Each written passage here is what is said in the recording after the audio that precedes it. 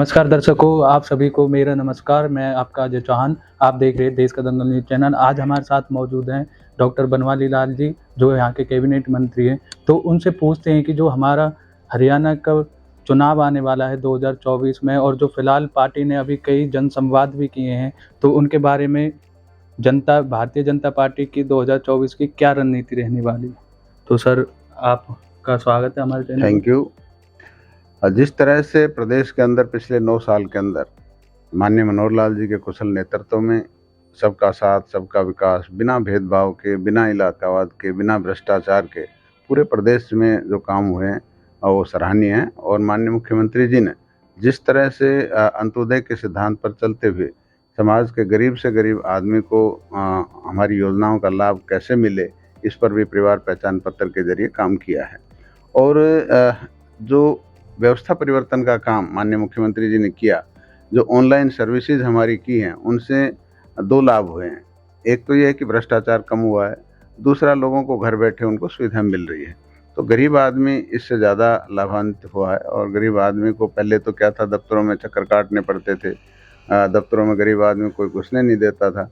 लेकिन आज गरीब आदमी को ये सारी सुविधाएं घर बैठे मिल जाती है, चाहे वो पेंशन हो, चाहे वो स्टाइफंड हो, जो भी सरकार की योजनाओं का लाभ उनको घर बैठे मिल रहा है। तो ये बहुत बड़ा काम माननीय मुख्यमंत्री जी ने किया है। तो निश्चित तौर पर आने वाले 2024 के अंदर भारतीय जनता पार्टी हरियाणा में सरकार बनाएगी।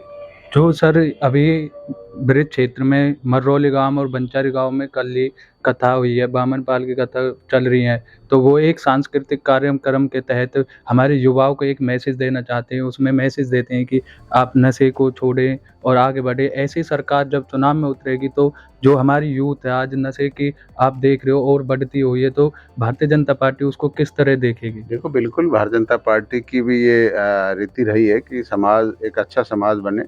और जो हमारा युवा है, अगर वो गलत डायरेक्शन में जाता है तो हमें बहुत नुकसान होता है।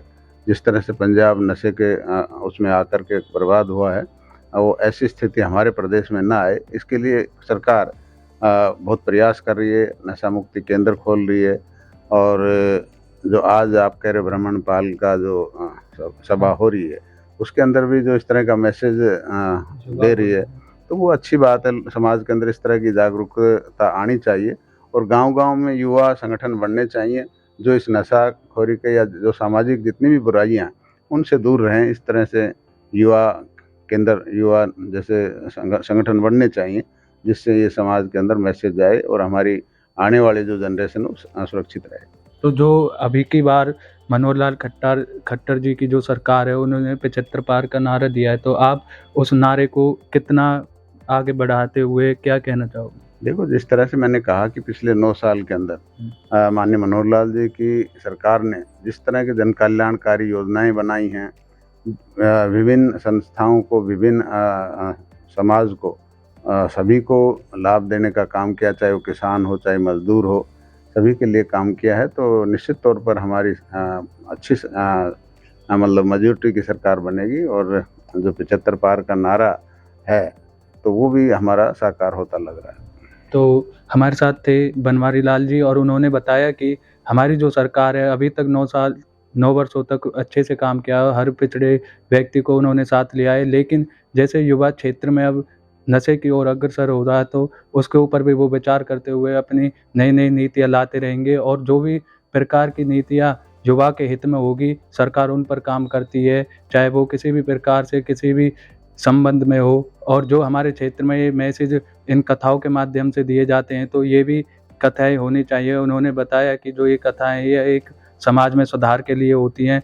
कल भी जब आपने देखा तो हमने कृष्णपाल गुर्जर जी हमारे कैबिनेट मंत्री थे, और सभी भाजपा के जितने भी यहाँ के विधायक कैबिनेट मंत्री हैं वो भी वहाँ मौजूद थे। उन्होंने भी यही आवाज़ उठाई थी उस कथा के माध्यम से कि हमने जो भी अपनी सरकार में अब तक काम किया है और आगे हम जनता के लिए करेंगे। तो ऐसे ही जो 75 पार का नारा है ऐसे नहीं दिया जाता, क्योंकि ये भाजपा सरकार है, कमल फिर से खिलेगा। तो आप देखते रहिए देश का दंगल न्यूज़ चैनल, कैमरामैन साहिल के साथ। ऐसी खबरों से जुड़े रहने के लिए हमारे चैनल को सब्सक्राइब करना ना भूलें।